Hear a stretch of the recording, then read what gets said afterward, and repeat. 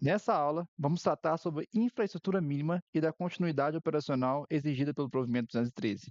A partir daqui, vamos trabalhar ponto a ponto com base nas normativas do provimento. O provimento estabelece que os equipamentos críticos devem estar em local controlado, ou seja, isso significa que não podem ficar expostos em áreas comuns do cartório, sem controle de acesso ou sujeitos a riscos ambientais. Na prática, isso inclui que servidores, equipamentos de rede, equipamentos críticos para o funcionamento do cartório não podem ficar em um local que qualquer pessoa pode acessar.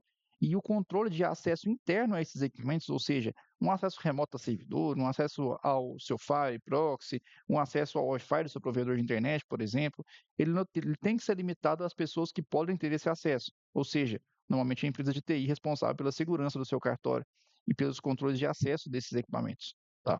É, Além do ambiente, existe também a exigência do controle físico desses equipamentos, ou seja, qual colaborador, ou qual empresa, ou qual responsável pode acessar onde está o local desses servidores físicos. É interessante que esse local seja um local, uma sala, separada por paredes ou por divisórias, onde você vai colocar esses equipamentos. Por exemplo, você tem seu rack de rede, e esse rack de rede tem que estar num local isolado do seu cartório, ou por divisórias, ou por paredes de alvenaria, né? De forma que tem uma porta com controle de acesso para a pessoa acessar fisicamente esse local, seja com chave ou com biometria, para que esse local não fique de fácil acesso para qualquer pessoa. Por exemplo, pode ser que alguém esteja limpando o cartório e deixe cair, por exemplo, água no local onde estão os servidores. Isso pode danificar seus equipamentos. Pode ser que algum funcionário mal intencionado possa entrar lá nesse local e fazer alguma alteração nessa estrutura que ocasione a parada do cartório. Ou pode ser mesmo que, na melhor das intenções, alguém vai organizar alguma coisa, arrumar um fio que acha que tá mal encaixado e pode ocasionar também a parada desse cartório. Então, por isso a importância desse ambiente físico ser isolado fisicamente e monitorado pela sua empresa de TI, de forma que nenhuma pessoa possa ter acesso a esse local sem autorização prévia. Outro ponto é a organização dos equipamentos. O cartório precisa saber exatamente quais equipamentos possui, aonde estão e qual a função de cada um. Isso inclui identificação de servidores, organização de cabeamentos e controle de ativos, que é você saber quando você vai ter que trocar cada equipamento, quais equipamentos você tem, qual a quantidade, qual a configuração de cada equipamento. Isso deve ser fornecido pela sua empresa de TI responsável ou pelo profissional de TI que atua dentro do seu cartório. O provimento também trata da parte elétrica do seu cartório. Os equipamentos precisam estar protegidos contra oscilações e interrupções. É importante que a sua rede elétrica tenha todos os disjuntores necessários, que tenha um projeto elétrico, né, que tenha aterramento e equipamentos anti-surto, para evitar que quedas de energia ou altas tensões, variações de tensões possam ocasionar perda de dados no seu cartório ou danificação de equipamentos. Então, isso também precisa estar controlado no seu cartório. E além da parte elétrica organizada, é importante que o seu cartório tenha no-breaks, para garantir que os sistemas continuem funcionando em caso de queda de energia. Um prazo médio ideal seria, em média, 30 minutos, para você garantir o desligamento seguro dos seus servidores, a finalização dos processos do seu cartório, os atendimentos que estiverem em andamento no seu balcão, algum processo que você precisa finalizar no dia, por exemplo, envio de selos, por exemplo, que você garanta toda a finalização correta do seu sistema, desligamento correto dos seus equipamentos, para que seus equipamentos não desliguem de forma insegura com a queda de energia. Isso pode ocasionar panes nos seus equipamentos, danificação desses equipamentos. Então é muito importante que o seu cartório tenha no-breaks que segurem todos os equipamentos de informática para que não ocorra perda de dados nem interrupção de serviços. Além da rede elétrica, do no-break, dos equipamentos, é necessário que você tenha um procedimento de desligamento e seguro em caso de queda de energia. O cartório deve saber exatamente qual é o processo que ele tem que fazer, qual tempo mais ou menos os no-breaks vão aguentar, e quem desliga o servidor, qual a ordem que desliga, e como você vai garantir que os dados não sejam corrompidos, como você garantir depois o religamento desses equipamentos, né? Caso volte a energia no seu cartório, como você deve ligar esses equipamentos, qual a ordem correta para ligar esses equipamentos. Então, o cartório também precisa saber desse ponto. Conectividade também é tratada como requisito no provimento.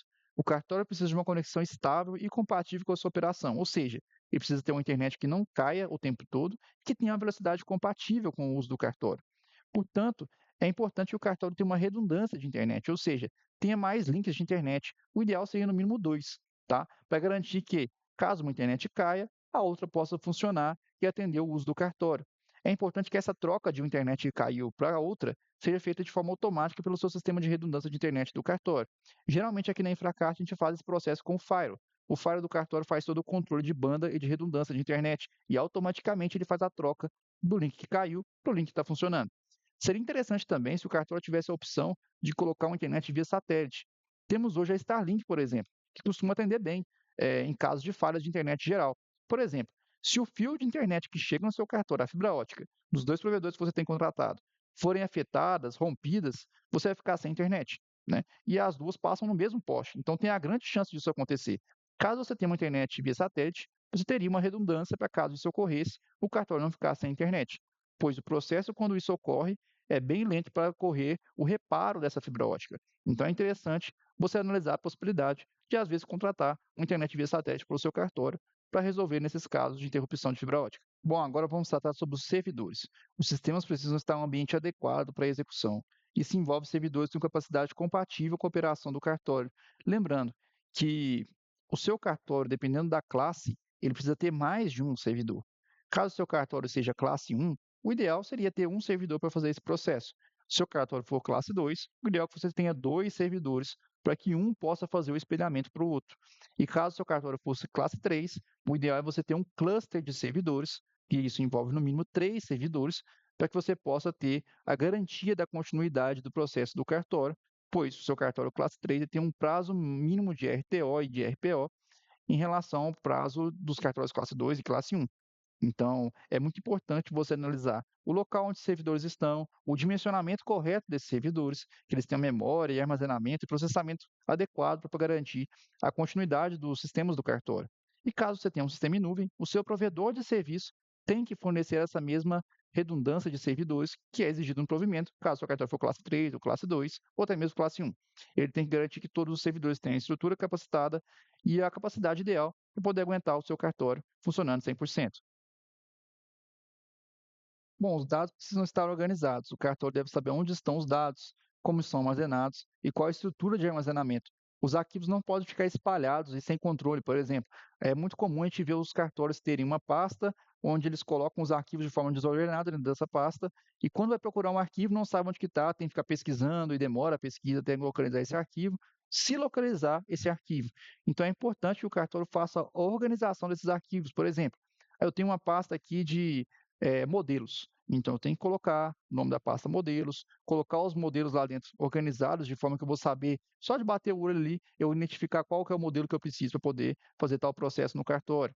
É a pasta de POPs, por exemplo, procedimentos operacionais padrões, que ela esteja bem identificada, que ela coloque cada procedimento de forma bem escrita e identificada, o nome do arquivo, para que não tenha problema na hora de localizar esses POPs. E demais documentos também que o cartório utiliza no dia a dia para poder fazer o procedimento do cartório. E também documentos importantes, por exemplo, digitalizações de livros antigos, isso precisa estar bem documentado, registrado e organizado no seu servidor, ou no seu storage, ou mesmo no seu sistema em nuvem, né, que você armazenar esses arquivos. O provimento exige continuidade da operação, ou seja, mesmo em caso de falha ou parada total do seu cartório, você precisa se organizar para retomar o serviço. Por isso, temos o plano de continuidade de negócios. O plano de continuidade de negócios, ele tem um mapeamento de cenários, uma documentação formal e procedimentos de resposta que você deve ter para caso ocorra cada problema no seu cartório. Vamos supor que o seu cartório foi atingido por uma falha elétrica que queimou todos os equipamentos.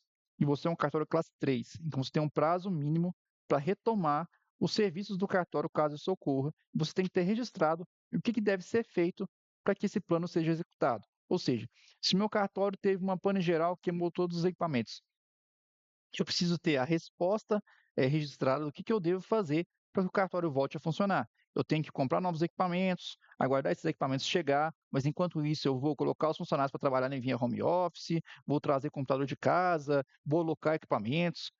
Ou seja, você tem que definir o que você vai fazer e qual o prazo para executar esse processo. Cartórios classe 3 tem que ter uma forma mais rápida de fazer esse processo. Então, aqui na Infracat, a gente define que cartórios classe 3 tem que ter um plano B caso a estrutura principal pare de funcionar. Isso pode ser uma estrutura em nuvem que vai recuperar o sistema e os acessos em tempo recorde, né, para o cartório voltar a funcionar. Isso pode ser uma estrutura que fique fora do cartório, uma redundância que fique fora do cartório, por exemplo, na casa do oficial ou em qualquer outro local fora do cartório, mas aqui na Infracaixa nós preferimos a estrutura em nuvem, pois isso pode garantir uma restauração mais rápida do sistema do cartório, para que o cartório volte a funcionar num tempo mais curto. Cartórios classe 2 têm uma exigência menor em relação a isso. Eles têm um prazo mais abrangente para poder recuperar os sistemas, mas de toda forma também precisam registrar isso, né? Então o cartório precisa registrar todos esses processos no seu plano de continuidade de negócio. E além do plano de continuidade de negócio, nós temos o PRD, que é o plano de recuperação de desastres, que ele complementa o plano de continuidade de negócio. Aqui nós vamos tratar realmente os desastres, falhas de energia elétrica, falhas de equipamentos, queima de equipamentos. E aqui nós vamos tratar o que nós precisamos fazer caso ocorra algum desastre no cartório que comprometa o funcionamento do mesmo. Então, aqui nós vamos colocar exemplos de recuperação de servidor, restauração de backups, restauração de dados, como nós vamos recuperar sistemas e retomar a operação. Então, tudo fica registrado no seu plano de recuperação de desastres. Aqui entram dois pontos técnicos importantes, o RTO e o RPO. O RTO é o tempo máximo de retorno do seu cartório, ou seja, parou tudo o cartório, não está funcionando mais nada. Eu tenho um prazo máximo para retomar o meu atendimento, retomar os meus serviços, né? Dependendo da minha classe hoje do cartório. Então, os classes 3 que são os mais exigidos e os classes 1 que são os menos exigidos, né? E tem o RPO também, que é o tempo máximo de perda de dados, ou seja, qual a quantidade máxima de dados que podem ser perdidas. O cartório classe 3, se eu não me engano, são 4 horas. Então, o cartório pode perder no máximo 4 horas de dados, tá? A gente não considera esse tempo adequado, então a gente faz backups em nuvem aqui na Infracart, de no mínimo meia e meia hora, tá? Para que o cartório não perca uma quantidade grande de dados, que também não atrapalhe também o funcionamento do cartório. Porque caso você execute backups em uma frequência muito pequena, pode ocasionar lentidão de internet, lentidão de sistemas. Então, aqui nós definimos por padrão um prazo mínimo de meia e meia hora, qualquer classe de cartório, porque na realidade o cartório não quer perder nada de dados, né? Então a gente tem que evitar que isso aconteça. Por mais que o RPO seja mais alto, o ideal é você evitar que o cartório perca dados. Bom, agora vamos tratar sobre o monitoramento da estrutura, que também é exigido no provimento 213. Tá? A estrutura precisa ser monitorada pela sua empresa de TI, ou seja, o seu responsável ou a sua empresa terceirizada de TI tem que monitorar a sua estrutura, prever falhas e fazer acompanhamento do funcionamento dos equipamentos, revisões periódicas, bloqueios de acesso a sites periódicos, por exemplo. A gente sabe que sites novos são criados, aplicativos novos são criados, e a empresa de TI tem que ser responsável por monitorar quem está acessando isso, bloquear esses acessos, prever tentativas de invasão, na maioria dos casos, e tentar evitar que elas ocorram. Então, esse monitoramento ele é importante por isso. A sua empresa de TI vai monitorar toda a sua infraestrutura e garantir que ela esteja segura ao longo do tempo. Porque não adianta a empresa de TI ir no seu cartório, montar toda a estrutura, adequar o seu cartório ao provimento 213 e não acompanhar isso diariamente, mensalmente, semanalmente, para ver como a estrutura está se tratando, como os equipamentos estão funcionando, se tem mau funcionamento, se não tem, se está tendo tentativas de invasão, verificar e prever e prevenir que o seu cartório seja invadido. Por isso é importante o monitoramento constante da infraestrutura. Outra exigência é os testes. Então, o seu cartório tem que ser testado, a sua estrutura tem que ser testada para poder garantir que está funcionando. Por exemplo, alguns problemas frequentes são o no-break parar de funcionar porque a bateria não foi trocada, a internet não está funcionando tem muito tempo já, uma internet um link secundário, e quando você precisa usar ele, ele não está funcionando, você só vai saber que ele não está funcionando quando você precisar usar ele, né? Então, é importante que você teste. Eh, Equipamentos que ficam desligados muito tempo, por exemplo, eu tenho um computador aqui que o funcionário está de férias, por exemplo, e já tem um mês que não usa, é importante testar esse equipamento, ver se ele está realmente funcionando.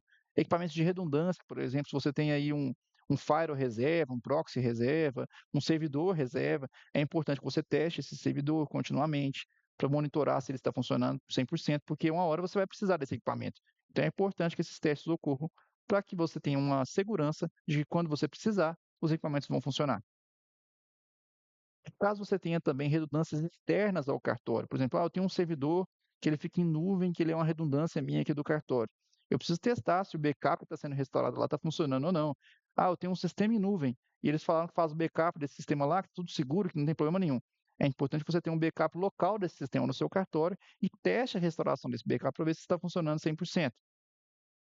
Bom, então é importante você analisar se o seu cartório tem alguma dessas falhas que estão exemplificadas aqui, como a redundância de energia elétrica, se o seu cartório não tem no-break, não tem estabilidade elétrica, não tem segurança elétrica, se o seu cartório tem só um link de internet, e precisa ter no mínimo dois para garantir, né?